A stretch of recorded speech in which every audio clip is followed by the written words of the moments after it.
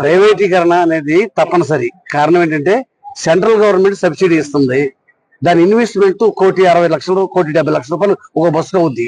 ఇవాళ ఆర్టీసీ కానీ ప్రభుత్వం కానీ కొనుగోలు చేయడం కన్నా దాని ప్రైవేట్ ఆపరేటర్స్ కి ఇస్తే వాళ్ళు ఇన్వెస్ట్మెంట్ చేసి వాళ్ళు ఈ బస్సులను బాడీ బిల్డింగ్ చేసుకుని వాళ్ళు ఆపరేట్ చేస్తే మాకు ఆర్టీసీకి అదనం భారం తగ్గుతుంది.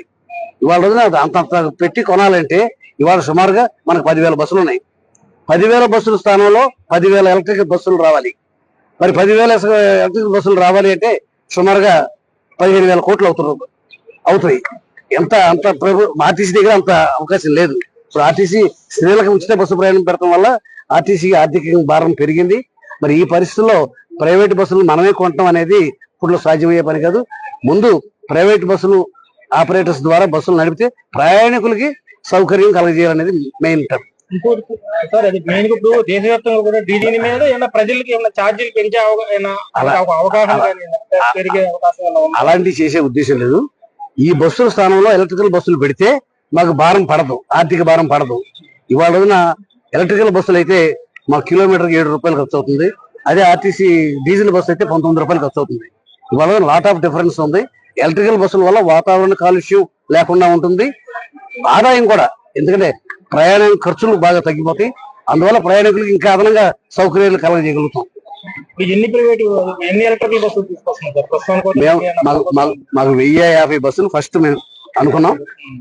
1050 బస్సులకు ప్రపోజల్స్ పెట్టాం. 750 బస్సులకు మాత్రమే టెండర్లు ఆమోదించడం జరిగింది.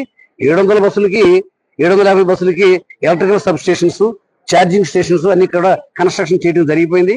1 నెల 2 నెలల్లో బస్సులు రాబోతా ఉన్నాయి. ఆ తర్వాత కంటిన్యూగా వస్తూనే ఉంటాయి బస్సులు. ఇప్పటికీ మాకు కొన్ని ఎవ్రీడే స్క్రాప్ అయిపోతా ఉంటాయి. ఆ స్క్రాప్ అయిపోయిన స్థానంలో ఎలక్ట్రికల్ బస్సులు రావాలి. ఇవాళ మళ్ళీ డీజిల్ బస్సులు పెట్టే ఉద్దేశం మాకు లేదు.